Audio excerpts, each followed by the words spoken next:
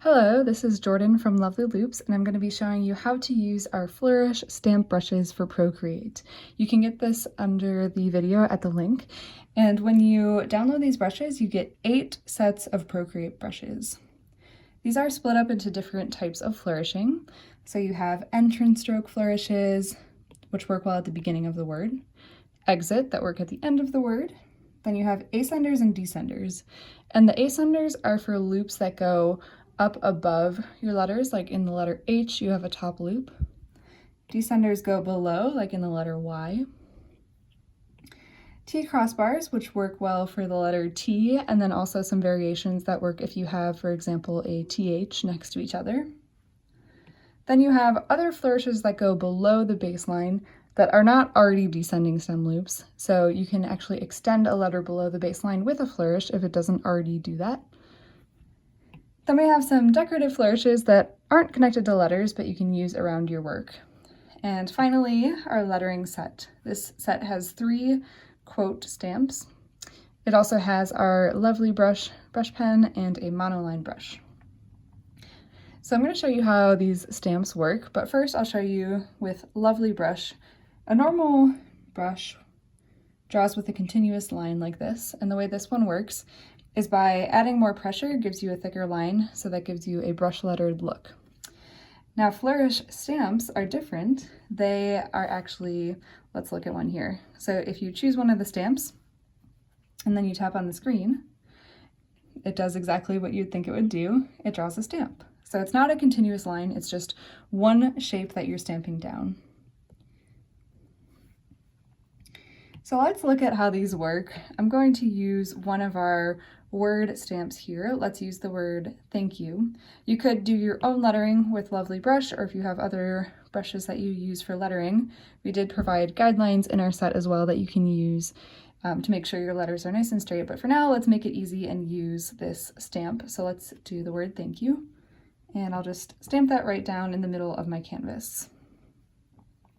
If you wanted to make this bigger, there's 2 ways of doing that. You could take your arrow tool, which selects the whole layer. If you have uniform selected, you can make it bigger by dragging the node out. And just a note, if you have freeform selected instead of uniform, it's not going to scale it proportionally. So make sure you have uniform selected if you're resizing the words. Another way of resizing it is to actually resize the brush. So I'm gonna add a new layer to show you. If we make the brush really small, the words get really small, and if you make it really big, they get much bigger. So you can either resize the brush, or you can resize it after you stamp it down. So this looks like a pretty good size. We're just using a screen size canvas right now. So now let's dive into these Flourish brushes. I'm going to start with descenders, which work for the letter Y, just because I see a nice Y here that we're going to be able to make a descending flourish off of. So there's 2 important things as you're using these stamps to remember. The first is to always add new layers for each stamp that you place down. And the reason for that is because you want to be able to move the stamp independently from the letters so you can resize it and put it in the right spot. So open layers, then tap on the arrow. Now we have a new layer for our first stamp that we're going to try. I also recommend changing the color just so that you have a different color for your stamps. So you can go through and try to choose a stamp that looks fun to you. I'm going to choose this one right here, number 3. And let's stamp it down. So the stamp didn't end up exactly where I wanted it, and that's okay. If you want to make the brush a different size, you can change the size here by zooming it in and out. You can also use the arrow tool, which is what we're going to do here, and this is why it's important to have the stamp on a separate layer. So you can tap on the arrow, and now you can move the stamp around to line it up with the Y. You can also make it bigger or smaller so that it fits your word, and move it around so that it comes off of the Y and looks like it makes sense with the rest of the word. And it does not have to follow the original loop that you had written down right here. We're going to end up ignoring that black loop later on. Okay, so there is our first Flourish stamp. Now another place we can add one is on an ascender, like this K loop. So let's go to the ascender category. Lots of fun flourishes in here. I'm also going to choose number 3 for this one. So you want to make sure that your baseline is straight. So the first thing I said was to make sure you have a new layer. So let's start by making a new layer.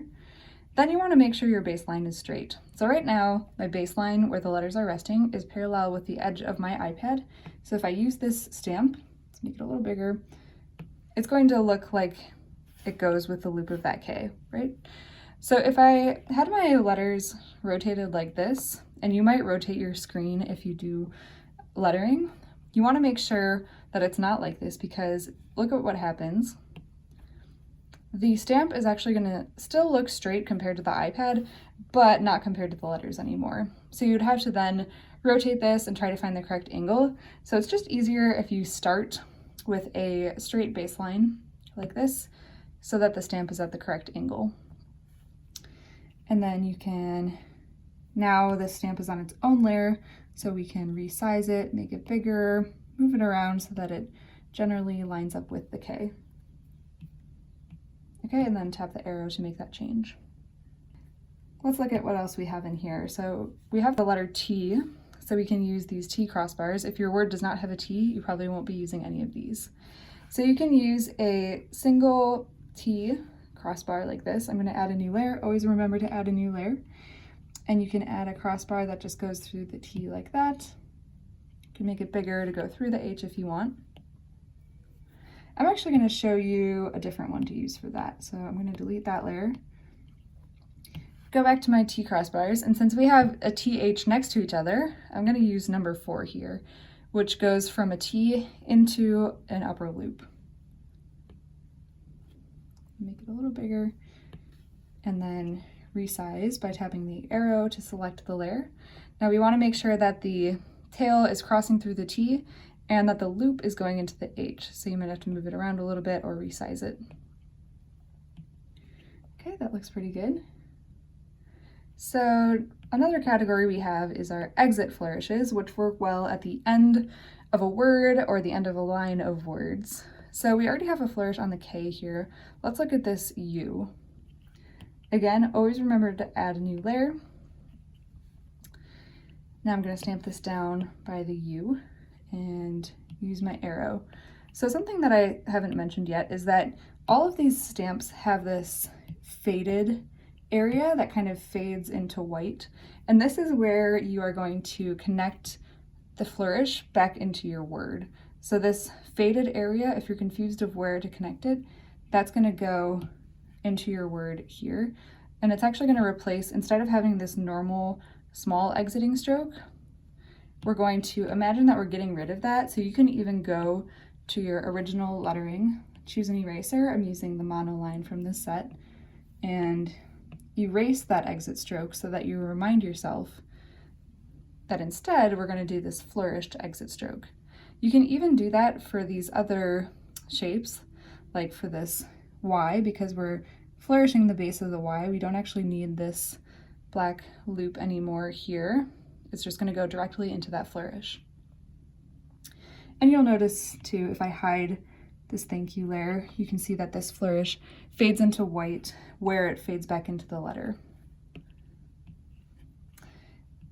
Also, if your angle is not exactly the same, so for example, this dotted line here, if you needed to make it more slanted, you could select and then choose this green dot at the top to rotate it. If your lettering is more upright, you might need to rotate it this way. If your lettering is more slanted, you might need to rotate it this way. So you'll just want to rotate it until it lines up with your letters. All right, let's do one more flourish, and let's look at this below category, number 6. So these flourishes work for letters that are not already going below the baseline. For the Y, it's already going below the baseline, so we use descender. But for letters like H and A and N, we could use a below flourish. So there's lots of fun ones in here, but let's use number 2. Again, always make sure you're on a new layer. So if I didn't go on a new layer and I was still on this one, just to show you what would happen, if I go to move this around, when I tap the arrow, it's going to move both of them. So it's just easier. You could use the selection tool and then make sure you're selecting that flourish and then move it independently, but I think it's easier to make sure that it's on its own layer independently. So I'm actually going to undo all of that and add a new layer, restamp it down, and then move it. So if you have a flourish that you want to transform just a little bit and make it wider, maybe to fill up the space differently, if you have freeform selected, you can do that and make it just a little bit wider or taller to fill the space nicely. So now we have all of our flourishes down, and the next step is to trace your overall design on a new layer. So let's add a new layer on top of all of this. Let's go to the lettering brush and choose Loveleigh brush. And I'm going to choose a different color for this just so we can see the difference. So what we're going to do on this new layer is trace over the lettering and make our flourishes go seamlessly into our letters. So notice I didn't draw a straight crossbar and this loop here. That's because we're replacing those parts with the flourish, like how we erased the last part of the Y and the last part of the U. And by the way, 2-finger tap to undo is very useful here in case you want to try again. But also note that you're not going to be able to trace it exactly perfectly, and that's okay. It does not have to be traced perfectly. These are meant to be a guide just to give you an idea of what kind of flourishes you can make, where you can make them, and give you a basic shape to follow. But don't worry if your lettering doesn't follow exactly along this shape, or if your flourishes are not the same either. So I'm going to erase this K loop so we can see more clearly here that this flourish is the loop. So for these stamps, you don't have to trace them in a certain direction. If you wanted to start over here and go this way, you could. If you wanted to start and make this part first and then trace it this way, you could also do that. If you're having trouble tracing the flourishes, you could also try zooming out just so it's not so big, so that you're using just your fingers to trace it. If you're zoomed in really far, you'll be using more of your entire arm like this. Okay, let's finish this word. So here I'm going to go directly from this Y stem into this flourish, not worrying about tracing it exactly, but following the same path.